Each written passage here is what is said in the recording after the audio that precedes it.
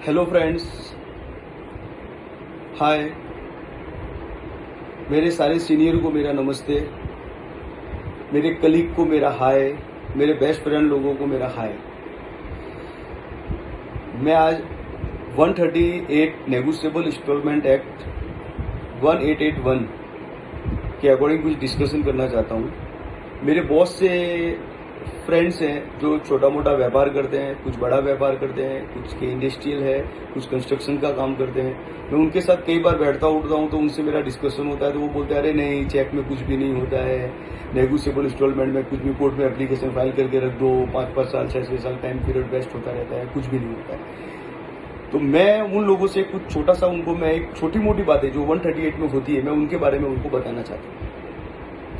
Mostly हम 138 में क्या करते हैं, सबसे पहले हमारे पास में जो चेक है उसकी मियाद 3 महीना है, 3 मंथ में हम उस चेक को कितनी बार भी डिसऑनर कर सकते हैं, लेकिन उसका एक स्पेसिफिक रीजन होना चाहिए।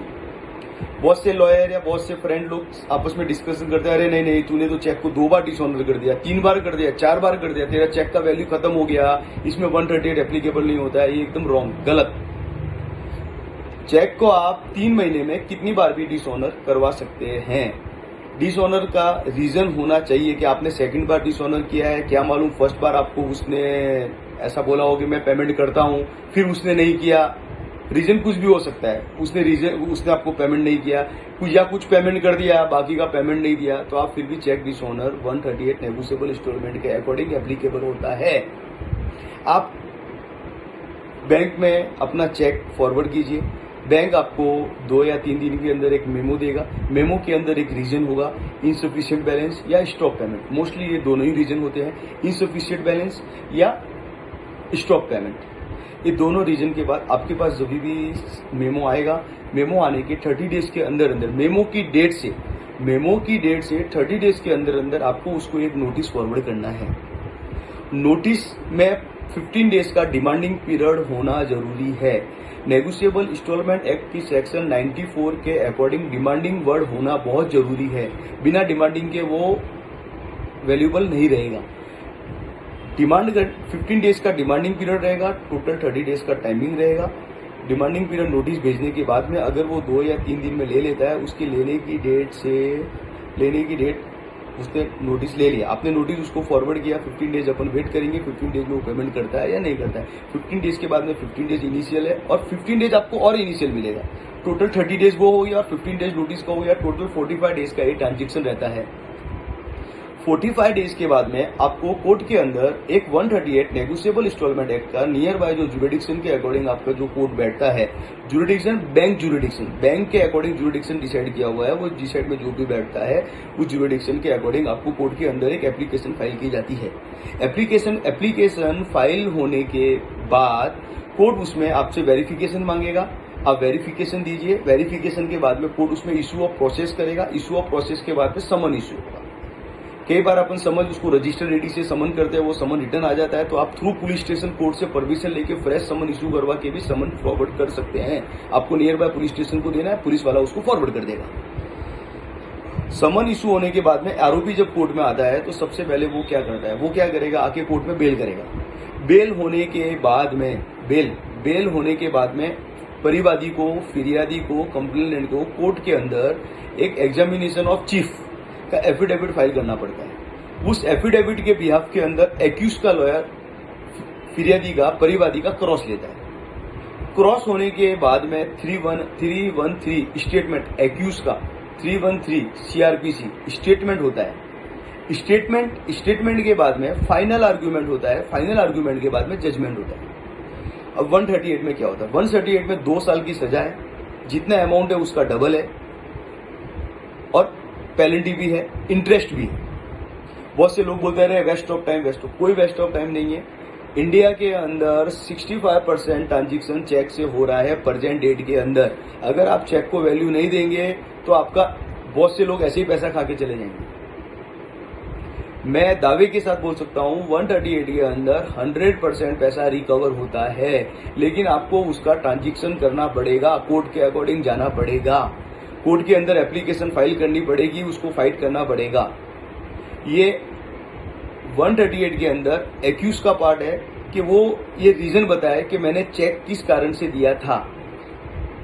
एक्यूज एविडेंस में बोलेगा, एविडेंस में जब कंप्लेनेंट का क्रॉस होता है तो क्रॉस के अंदर ये डिस्कशन का पार्ट है, लेकिन वो एक साइड का सब्जेक्ट है, उसको अपन छोड़ देते हैं। अपन फिलहाल 138 के बारे में नॉर्मली अपन मोटी मोटी जो छोटी मोटी बातें हैं उसके बारे में अपन डिस्कशन करते हैं।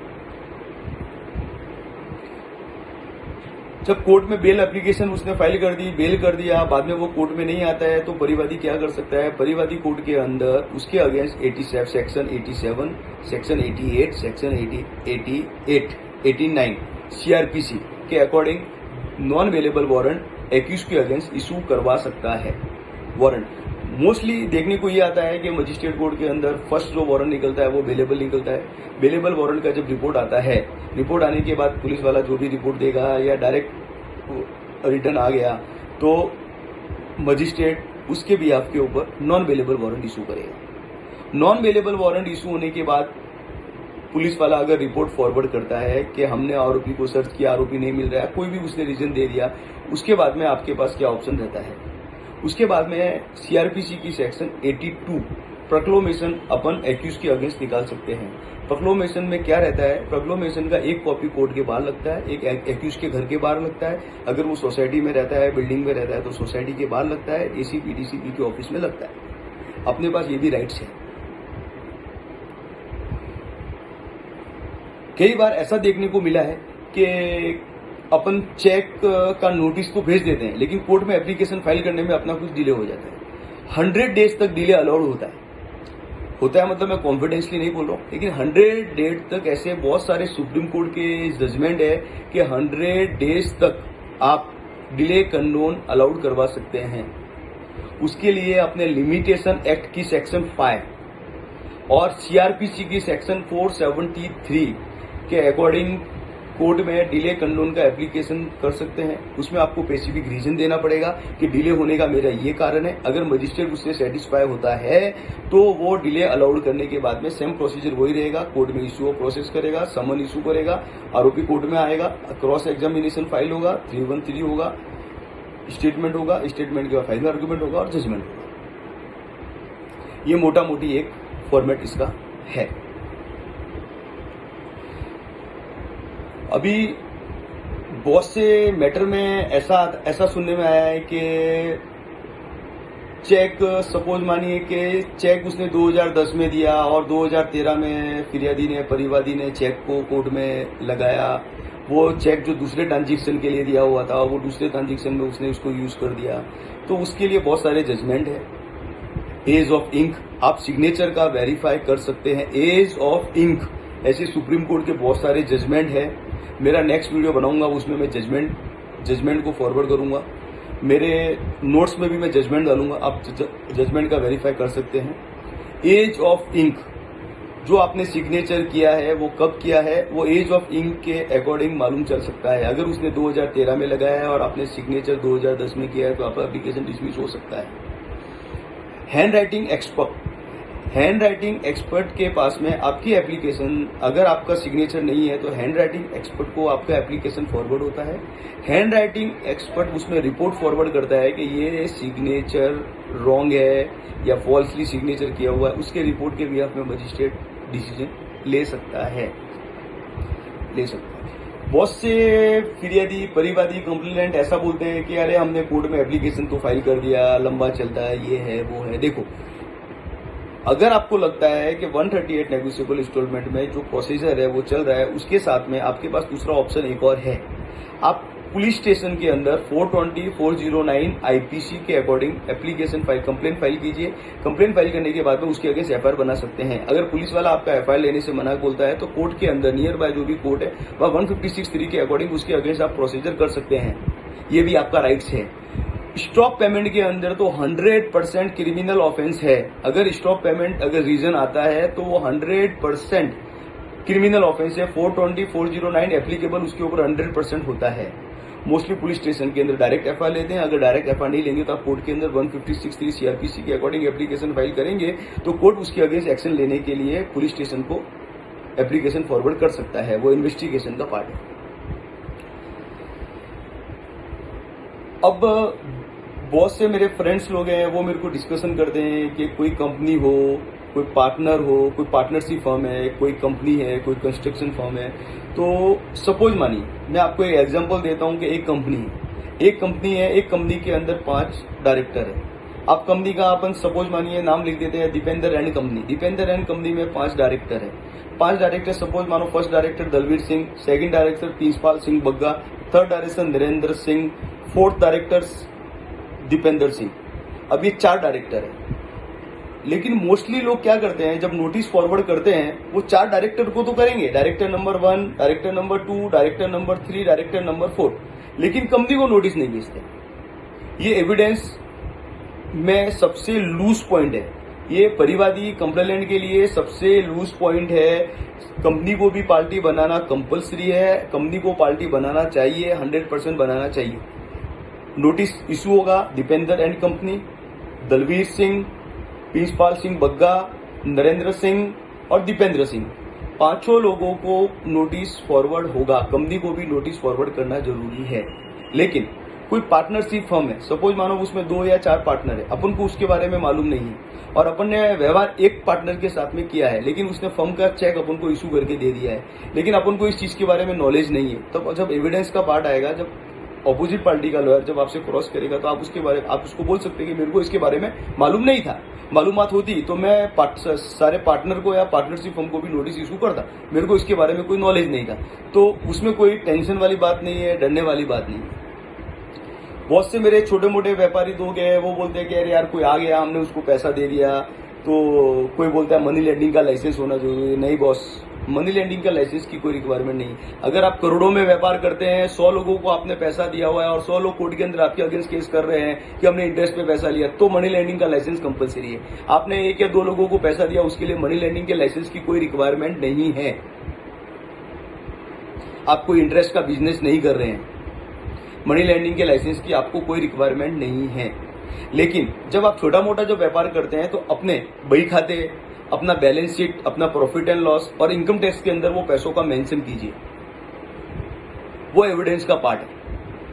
बहुत से लॉयर क्रॉस एग्जामिनेशन में उनका एक क्वेश्चन होता है कि आपने इनकम टैक्स में इसको बताया या नहीं बताया, आपने बही खाते मेंशन किए कि नहीं किए, बैलेंस शीट में मेंशन किया कि नहीं किया। तो ये आप थोड़ा छोटी मोटी चीजें ध्यान रखिए। अपने बही खाते, अपने बैलेंस शीट, अपना प्रॉफिट एंड लॉस, अपना इनकम टैक्स के अंदर वो अमाउंट का मेंशन कीजिए, 100% को मैंने इतना पैसा दिया हुआ, वो मेंशन होना जरूरी है। वो एविडेंस का पार्ट है, अपना प्लस पॉइंट है, वो परिवादी का प्लस पॉइंट है। बहुत से मैटर में ऐसा होता है कि एक्यूज बोलता है कि मैं एवरी डेट को कोर्ट में जाता हूं, परिवादी कंप्लेंट फिरियादी कोर्ट में आता ही नहीं। ऐसी स्थिति में हम क्या करेंगे? ऐसी स्थिति में क्या करेंगे कि एक्यूज के पास में एक राइट्स है।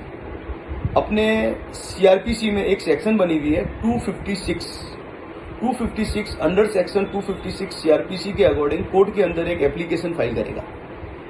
एप्लीकेशन में ये लिखेगा कि मैं काफी टाइम से कोर्ट में आ रहा हूं, परिवादी कोर्ट में नहीं हाजिर नहीं हो रहा है।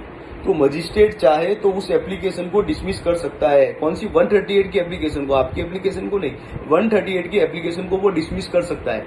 उसका राइट्स है कि वो कोर्ट में एप्लीकेशन फाइल करने के बाद एक बार भी कोर्ट में नहीं आया, या तो उसको कोर्ट में हाजिर रखो या मेरी एप्लीकेशन डिसमिस करो।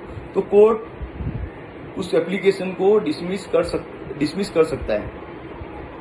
अब देखिए, आप 138 फाइल कर सकते हैं। 138 के साथ साथ आप क्रिमिनल ऑफेंस फाइल कर सकते हैं, 42409 का एप्लीकेशन फाइल कर सकते हैं। आप इसके अगेंस्ट रिकवरी ऑफ सूट भी फाइल कर सकते हैं सिविल मैटर के अकॉर्डिंग, रिकवरी अमाउंट के लिए। लेकिन 138 को आप जो समझते हैं कि नहीं इसमें कुछ भी नहीं होता है, वो गलतफहमी है आपकी। 138 इंपोर्टेंट है और प्रेजेंट डेट के अंदर ये बहुत इंपोर्टेंट हो गया है। 65-75% लोग इसके ऊपर ही ट्रांजेक्शन कर रहे हैं और आने वाले कल में ये 100% हो जाएगा। इसलिए आप 138 को टेक्निकली मानिए, टेक्निकली इसको फाइट कीजिए। आपका पैसा 100% रिकवर होगा। अगर जेन्युइन पैसा है तो आपका 100% रिकवर होगा। इसके बहुत सारे जजमेंट है, मैं जजमेंट मेरे नोट्स के अंदर डालूंगा, आप वो जजमेंट को देख सकते हैं। एज ऑफ इंक का भी बहुत अच्छा जजमेंट है। बहुत से लॉयर बोलते हैं नहीं ऐसा नहीं होता है, नहीं होता है। एज ऑफ इंक जो सिग्नेचर किया है उसकी जो इंक है वो बहुत इंपॉर्टेंट है। हैंड राइटिंग एक्सपर्ट से ज्यादा इंपॉर्टेंट एज ऑफ इंक है, जो सिग्नेचर किया है। अपन ये दावा कर सकते हैं कि सिग्नेचर मैंने 2010 में किया था और चेक को इसने 2013 में यूज किया है, वो सबसे बड़ा एविडेंस का पार्ट है। वो आप एज ऑफ इंक करवा सकते हैं। कोर्ट के अंदर एप्लीकेशन फॉरवर्ड कीजिए, कोर्ट उस एप्लीकेशन को अलाउड करेगा। अलाउड करने के बाद में आप वेरिफिकेशन करवा सकते हैं। और एक गलतफहमी निकाल दीजिए कि चेक के ऊपर जो चेक नेम और अमाउंट, फिगर या डेट कि वो तो उसने डाली है, मैंने सिग्नेचर किया, वो कोई वैल्यूएबल नहीं है। सिग्नेचर इंपॉर्टेंट है। 138 के अंदर इंपॉर्टेंट सिग्नेचर है, बाकी से कोई लेना देना नहीं है। सिग्नेचर इंपॉर्टेंट है। आप इस बात का ध्यान रखिए। छोटे मोटे बिजनेस व्यापारी जो व्यापार करते हैं, आज कोई व्यापारी दूसरे एक स्टेट से दूसरे स्टेट के अंदर व्यापार करता है, फोन के ऊपर होता है, चेक के ऊपर होता है। तो चेक के ऊपर जो आप बिजनेस करते हैं, चेक के ऊपर जो आप व्यवहार करते हो, वो बिंदास कीजिए। उसमें किसी तरह का कोई भी प्रॉब्लम जैसी प्रॉब्लम का कोई इशू नहीं है। बहुत सारे सुप्रीम कोर्ट, हाई कोर्ट्स की जजमेंट है, उसके अकॉर्डिंग आप नियर बाय ज्यूरिडिक्शन कोर्ट के अंदर आप एप्लीकेशन फाइल कीजिए। उस एप्लीकेशन के अकॉर्डिंग उसको आना पड़ेगा। समन इशू कीजिए। अगर समन रिटर्न होता है तो through police station summon issue कीजिए। उसके बाद वारंट का भी प्रोविजनल है, उसके अंदर आप वारंट निकाल सकते हैं, प्रोक्लेमेशन निकाल सकते हैं, एक्स पार्टी ऑर्डर भी करवा सकते हैं। तो मेरा आप लोगों से यही कहना था कि आप इसको इम्पोर्टेंस ही दीजिए। 138 के अंदर आपका पैसा नहीं डूबेगा, 100% आपका पैसा रिकवर होगा।